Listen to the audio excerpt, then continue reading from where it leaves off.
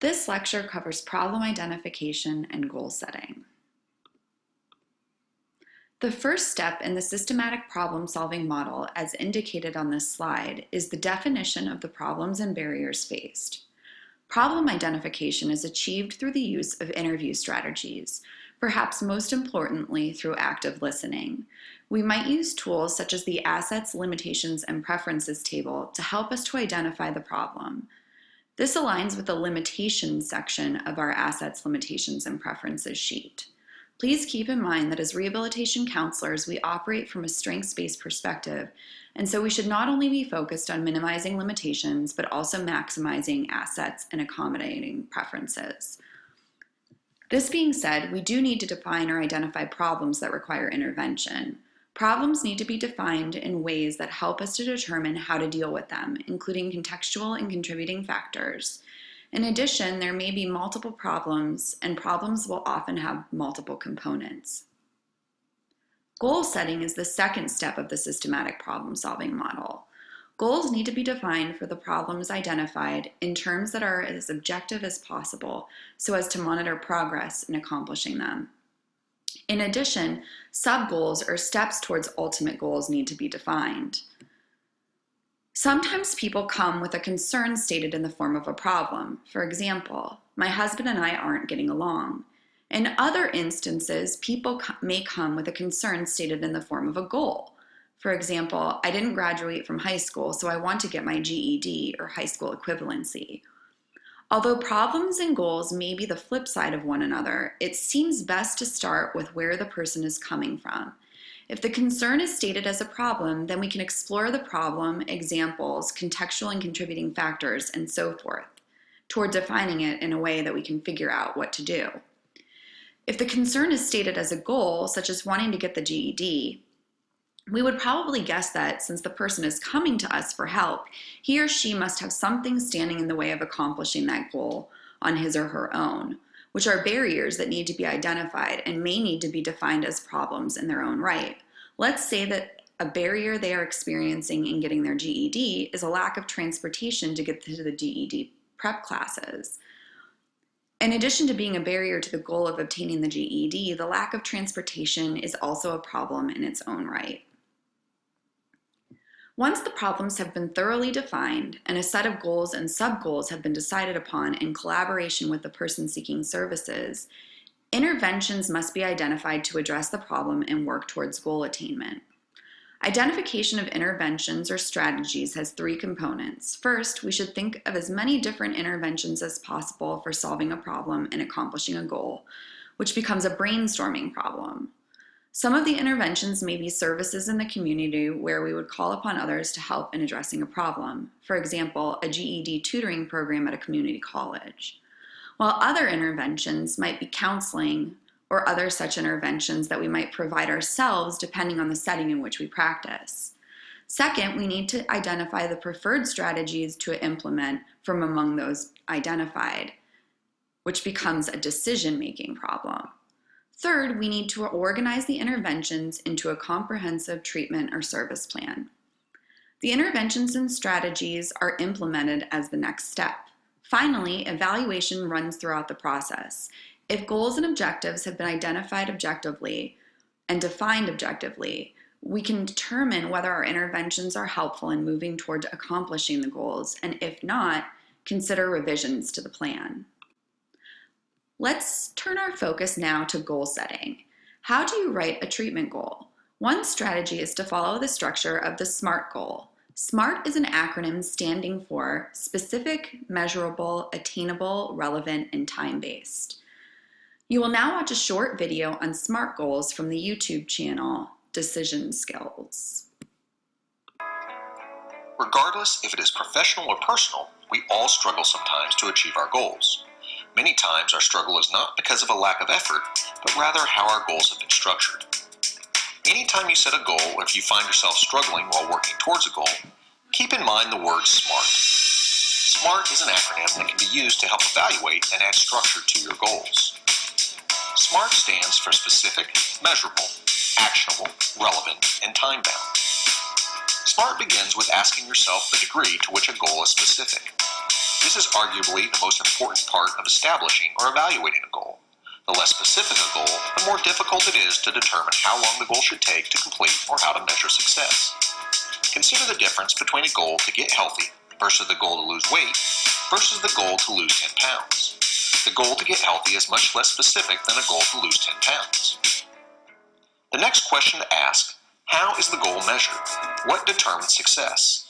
Some goals may be best measured by a simple yes or no, such as the goal of climbing to the top of a mountain, while other goals are better measured by using metrics such as the goal to lose 10 pounds. The key to measurement is making sure that in whatever way the goal is measured, it accurately reflects success. For instance, if you do not have access to a scale, then measuring weight loss will be difficult and less accurate. An alternative measure may be to track how many inches you have lost around the waist. But to what extent does this accurately reflect the goal? Without access to a reliable way of measuring weight, we may want to consider buying a scale or restructuring our goal. Actionable is not asking yes or no, but how will the goal be achieved? What is our action plan? Do we have the resources and capabilities required to achieve success? If not, what are we lacking? Well-designed goals provide clarity of action. If the actions required to achieve a goal are unclear, or there are a large number of actions that need to be taken, we should consider breaking down the main goal into manageable, actionable sub-goals. In isolation, any single goal is relevant, but in life we most often are in the process of pursuing multiple goals.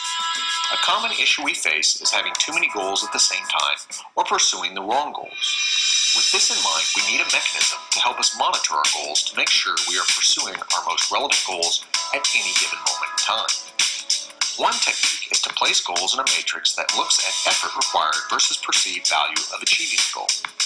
Not always, but most of the time we will want to focus our energy on low-effort, high-value goals. Another technique is to use the Pareto principle, also known as the 80-20 rule. Ask, which are the 20% of goals that will provide me with 80% of my return? The last thing we want to make sure is that goals are time-bound. By including a specific date by which a goal should be accomplished, it helps provide incentive and allows us to monitor progress. Consider the difference between the goal to lose 10 pounds and the goal to lose 10 pounds in 10 weeks. Simply by including an element of time, we can now calculate how much we should be losing each week, and if after 5 weeks we have only lost 1 pound, we can revisit our action plan. Be wary of any goal that is open-ended, such as the common goal to learn a foreign language. Last, it is important to reinforce that goal setting is not an event. It is an ongoing process of action, evaluation, and revision. It is not about lowering goals or standards to ensure success. It is about recognizing goals are dynamic because life is dynamic. We do not live in a static world. Life happens. A goal that is relevant today may be irrelevant tomorrow. When using SMART, stay flexible and motivated by setting aside time to reevaluate your goals on a regular basis. Let's focus on each element of the SMART goal individually now. The more specific a goal, the greater the chance of accomplishing that goal. 6 W questions must be answered to set a specific goal. Who is involved? What do I want to accomplish? Where will work towards the goal be completed? By when do I want to accomplish the goal? Set a very specific time frame, which involves identifying any requirements and constraints, and why, the specific reasons or benefits of accomplishing the goal. Good goals are measurable. This means you must establish concrete criteria for measuring progress towards the goal. Measuring progress can be a source of motivation to continue working towards a goal. You can make a determination as to whether your goal is measurable by asking the following questions. How much? How many? How will I know when it is accomplished? Think about the goal to lose weight versus the goal to lose 10 pounds. Which is measurable? Good goals are attainable.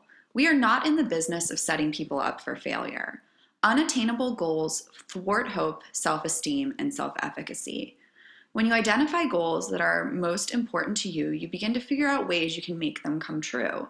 You develop the attitudes, abilities, skills, and financial capacity to reach them. You begin seeing previously overlooked opportunities to bring yourself closer to the achievement of your goals.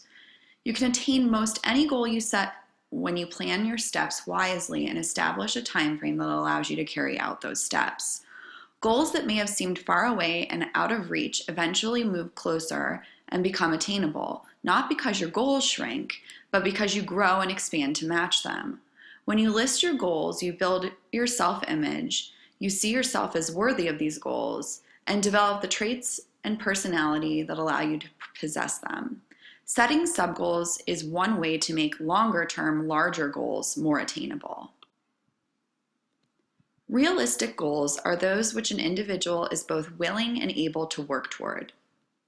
Two things to note in our work as rehabilitation counselors.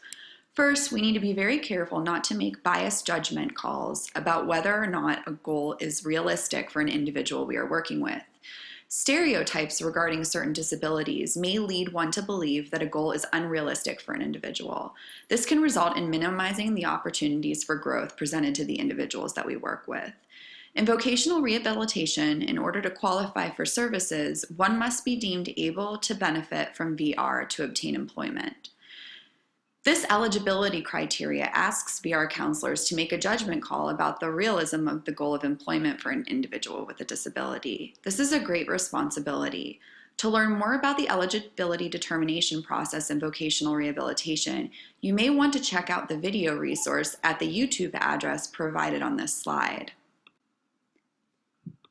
youtube.com/watch V equals GXC7VU J5LVE ampersand T equals 274S.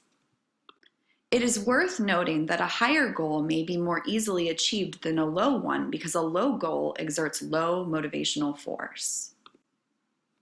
Finally, good goals are timely. Timely means that the goal is grounded within a time frame. A time frame produces some sense of urgency, which creates this drive to pursue completion of the goal. It is easier to achieve the goal to lose 10 pounds if you set the goal of achieving it by June 1st, rather than if you leave it completely open-ended. You then feel like you have an endless amount of time to achieve it and are more likely to procrastinate.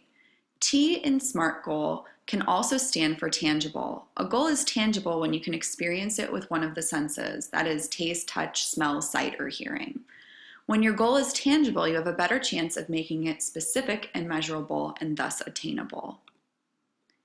Here is an example of a treatment plan for anger management. As can be seen on the treatment plan document, the treatment plan involves the definition of the problem, the goals related to the problem, and the sub-goals or objectives related to the overarching goal.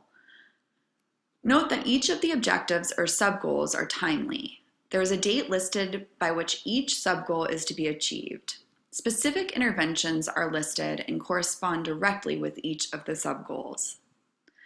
The following two slides are a second treatment plan example. This example is from the book A Working Life for People with Severe Mental Illness by Deborah Becker and Robert Drake, and can be found on page 167 of this book. Pause the video for a moment to review this example, individualized employment plan. That's the end of this lecture on problem definition and goal setting. Thanks for watching.